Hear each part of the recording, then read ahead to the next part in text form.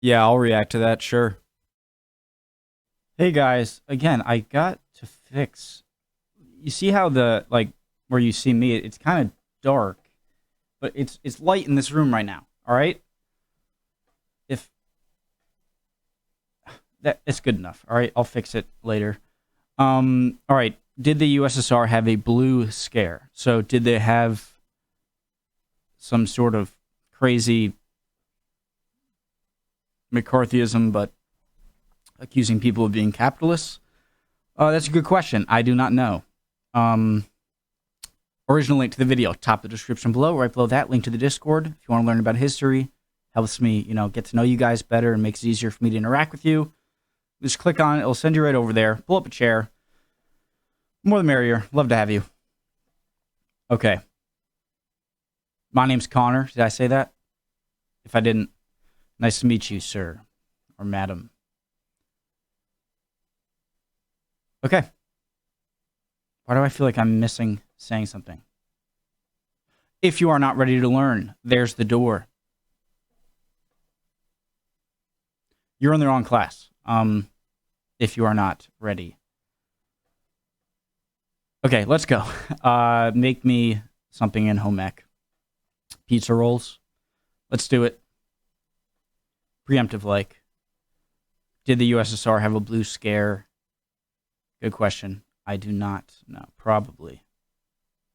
We all know about the Red Scares throughout history, Yes. in which the populations of certain Western countries went into a panic about communist sympathizers, whom they believed were infiltrating their country's leadership and institutions in order to bring them down and bring about a communist revolution. This was most pronounced in 1950s America, where citizens there feared that any one of their fellow compatriots, even Dave, may have secretly been a communist. But did the reverse ever occur? Did the Soviet people fear secret capitalist infiltration in their own government? Did the USSR have a blue scare? The short answer is no, sort of. And to understand why, we need to look at America's Red Scare first. Now, the Americans had always had a disliking for communists, but things reached a new height when Senator Joseph McCarthy announced that he had a list of communist spies who had Sorry, is that Trotsky? Okay. But things reached a new height when Senator Joseph McCarthy announced that he had a list of communist spies who had infiltrated the government. The media went a bit overboard, as it is wont to do, and everybody panicked. This died down after about 4 years when everybody realised that McCarthy didn't actually know of any spying. During this It's pretty, politics are pretty polarized today. I hate it.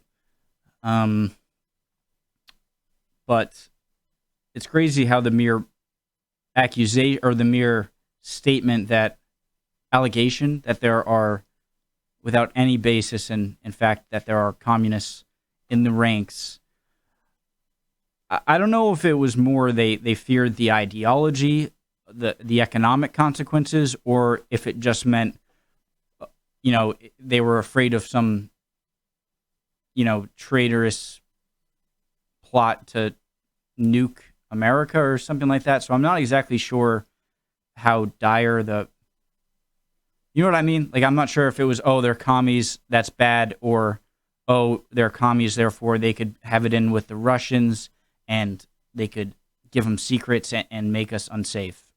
this period, though, the government and many businesses investigated their employees for any communist sympathies. Some lost their jobs, some were arrested, and the wider public demanded a strong response to communism anywhere it may arise. In the USSR, though, there was no opportunity for this to happen. If some Soviet politician had made a grand speech in 1950 talking about capitalist infiltration of the government, he wouldn't have stuck around for too long. The media in the USSR was censored by the state, and so any story that could potentially make the government look bad would never have made it to print. And certainly any infiltration or spying would have been dealt with privately by the intelligence services. That's not to say that there wasn't a near-permanent fear of infiltration and spying, though, because there was. It's just that this paranoia was limited to the upper echelons of government and the security services. And these led to actions against suspected anti-communists, called the Purges. The most famous of these occurred in the 1930s, which saw the military, the government, and notably successful farmers called kulaks arrested, imprisoned, and executed for being what were known as wreckers. So what about after Stalin had died and the purges had ended? Well, the media stayed under strict government control, and it was consistent in depicting capitalists not as ideological crusaders desperate to destroy communism, but as oppressed peoples who were corrupted by a broken system that preyed on their worst instincts. Which is why people in communist countries weren't afraid of capitalist infiltration in the same way that countries like Britain were scared of communist infiltration. So the answer is no, there wasn't a blue scare because they were very good at keeping their people ignorant and under blissful ignorance, I guess. That makes sense. So you couldn't possibly have any blue scare in Russian parliament or whatever it is, because they wouldn't even allow you to suggest anything like that. Okay.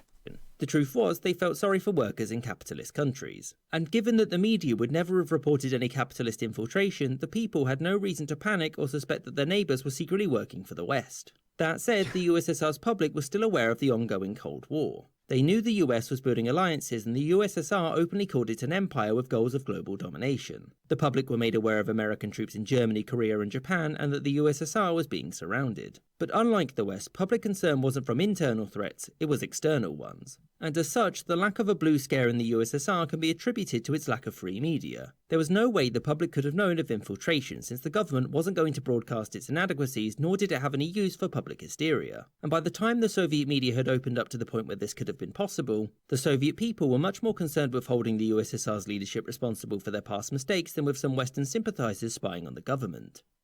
I hope you enjoyed this episode, and thank you for watching. Thank you for making. So that was great. I entered the video being like, yeah, for sure. I mean, they hated capitalism, I'm sure, as much as we hated communism.